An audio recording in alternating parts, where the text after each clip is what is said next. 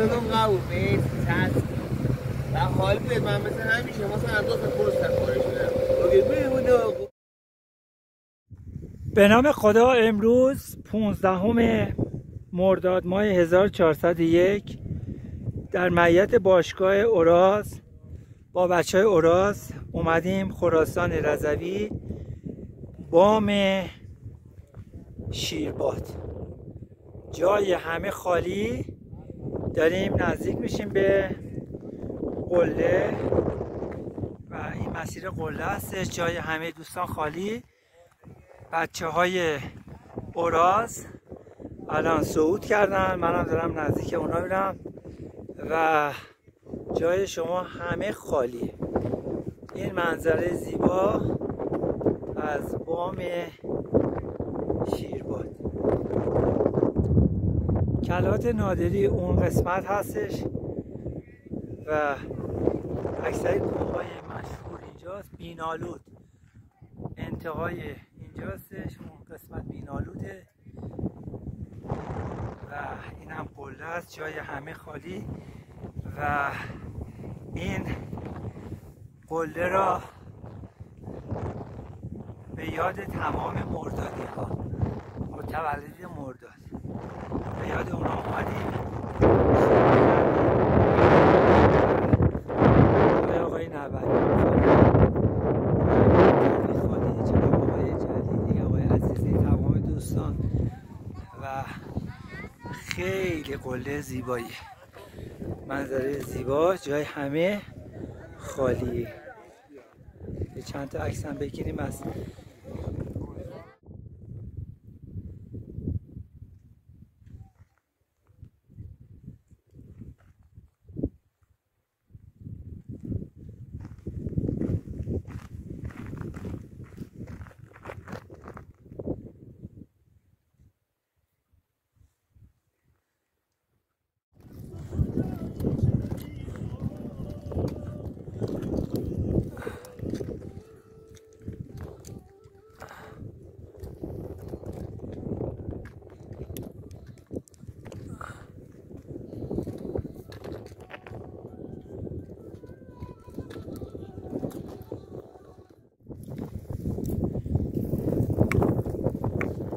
قله شیرباد با استان خراسان رضوی.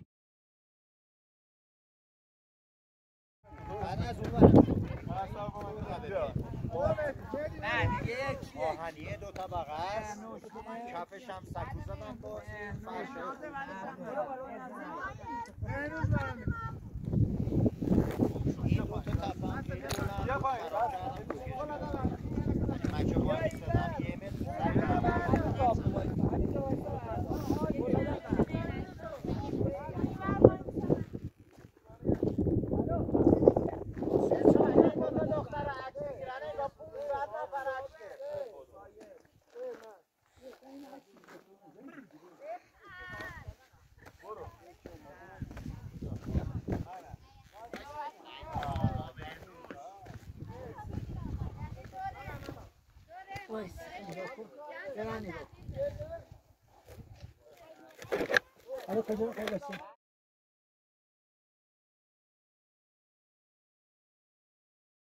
با همونجا بینی اون دو تا جا بود.